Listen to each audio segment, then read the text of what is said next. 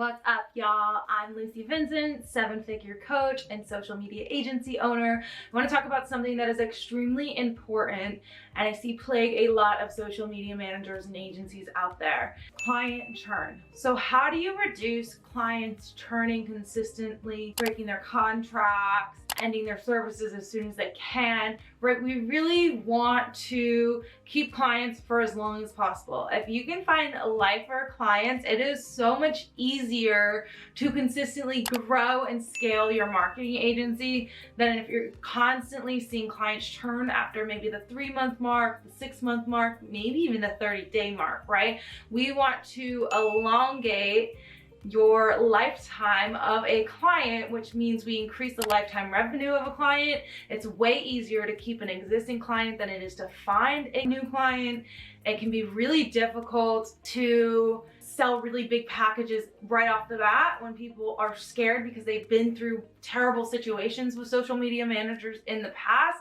But once a client has a good experience with you, it becomes so much easier to upsell, increasing revenue and scale your business, get more referrals from them. We want your business to be smarter and not make you just work harder. So how do you reduce client churn? One, it starts immediately in the sales process. We do not want to just work with anybody.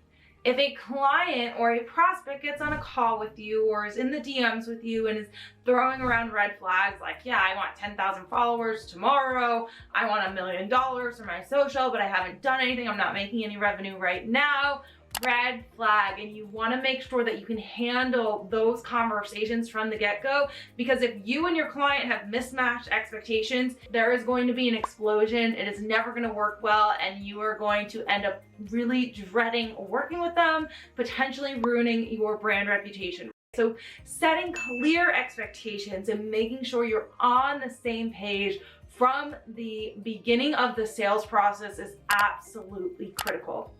Then as you get to proposals and onboarding, making sure that you have a very clear timeline. This is critical because most people don't understand what goes into social media marketing, and they think, oh, I hire you today, you're gonna get started tomorrow, I'm gonna have content like that. Obviously, that's not the case. You have to build the strategy, you have to create the assets, you have to create the copy, you have to do the research, right? There's a lot that goes into it.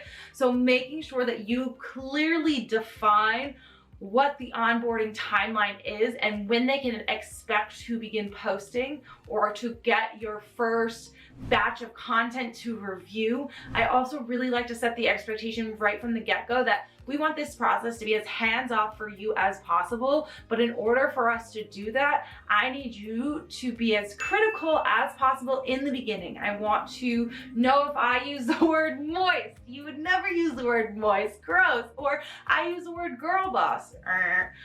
I would never use that with your brand, right? So you want them to be involved in the beginning processes so that after you learn what they like and what they don't like, what their brand words are and how they would say things differently, you can really get into their head moving forward so that they basically don't even have to approve content, which saves you a lot of time going back and forth and doing revisions. Speaking of revisions, you also want to make it very clear how many revisions you are going to do, what the approval process is going to look like for them with the content, when you need them to do that approval process so that you have time to make the edits, get the content scheduled, and post on time, right? So the more clarity you have and the more established processes that you can share with them that you have in your business, the more likely your clients are to really enjoy your service, to feel like you're a huge benefit to the team, to feel like you're inside their head, reading their minds, and stay with you for longer, increasing the lifetime value,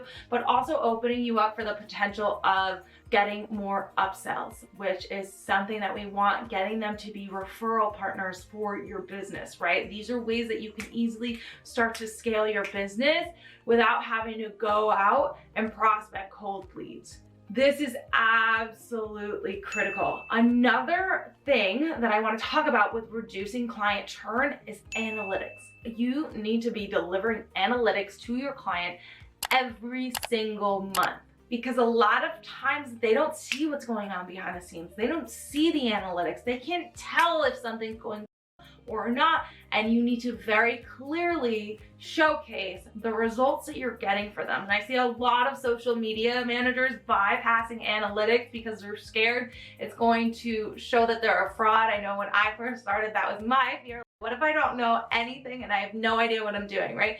But it's really important to show that you're creating compound growth every single month. You're making data-driven decisions to grow their account, right? Because every month you can't guarantee a ton of growth on their account. But if we see, hey, we're focusing on this month and our analytics went down, that means our audience does not relate to that. They do not care about that, and we should do less of that in the future. Or, hey, reels are popping off for us, but static posts aren't doing well. Maybe we want to switch from doing so many static to doing more reels, right? The more that you can make data-driven decisions in your business, the better the results for your clients are going to be, the happier they're going to be, right? This is a partnership again, and we don't guarantee results, but if they can see that you're working towards improving on every single day, every single month over month, they are going to understand that it would actually be extremely costly for them to get a new social media manager that has to learn that all over again from the get-go. I also absolutely love when I see something pop off or really good analytics. I am sending that to the client right away in a sweet little email like, hey, just wanted to show you like this did really well, yay, winning, because that'll give them little dopamine hits. They're like, yes, this person is doing an amazing job. Let's continue working with them. So those are my top tips to reducing churn.